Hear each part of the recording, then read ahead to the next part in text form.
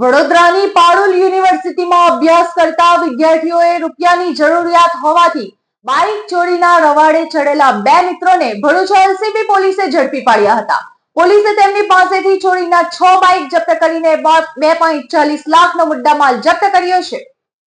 ભરૂચના અયોધ્યાનગર વિસ્તારમાં રહેતા ઘનશ્યામ ઉર્ફે રાધે ધંધુભાઈ પરમાર વડોદરા ખાતે રહેતા પારુલ યુનિવર્સિટીમાં અભ્યાસ કરતા તેના મિત્ર કરણ ધનસુખભાઈ રાવલ પાસેથી મોટરસાયકલ લાવીને વેચાણ માટે ફરતો હતો। આ બાજુ ભરૂચ લોકલ ક્રાઇમ બ્રાન્ચની ટીમના પીએસઆઈ MM રાઠોડ અને તેમની ટીમ શહેરમાં પેટ્રોલિંગમાં હતા। એ સમયે ભરૂચ શહેરમાં શક્તિનાથ સર્કલ પાસે એક ઈસમ શંકાસ્પદ નંબર પ્લેટ વગરનું કાળા કલરનો બાઇક વેચવા માટે ફરે છે તેવી માહિતીના આધારે ઘનશ્યામ પરમાર આવતા તેને રોકી ગાડીના કાગળો માંગતા તે આપી શક્યો ન હતો।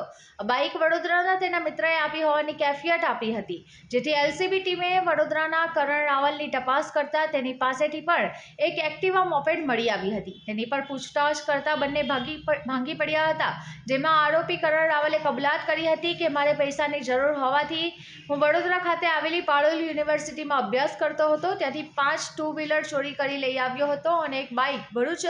ABC ચોકડી નજીકથી બાઇક ચોરી કરીને લાવ્યો હતો, જેમાંથી એક ચોરીની એક્ટિવા હું પોતે વાપરતો હતો અને એક બાઇક મારા મિત્ર ઘનશ્યામ ભરવાડને વાપરવા માટે સગેવગે કરવા માટે આપી હતી, તેમજ બીજી 4 ચોરીની બાઇક હું તથા મારો મિત્ર ઘનશ્યામ ભરવાડ ભરૂચમાં અવાવરૂ જગ્યાએ સંતાડી રાખી વેચાણ માટે ગ્રાહક શોધતા હોવાની કબૂલાત કરી હતી, જેથી પોલીસે બંને મિત્રોને સાથે રાખીને અલગ અલગ સ્થળે સંતાડી રાખેલી 4 બાઇકો પણ શોધી કાઢી હતી। આ મામલે પોલીસે બંને મિત્રો વિરુદ્ધ BNSSની સંલગ્ન કલમ મુજબ ગુનો નોંધીને કુલ 6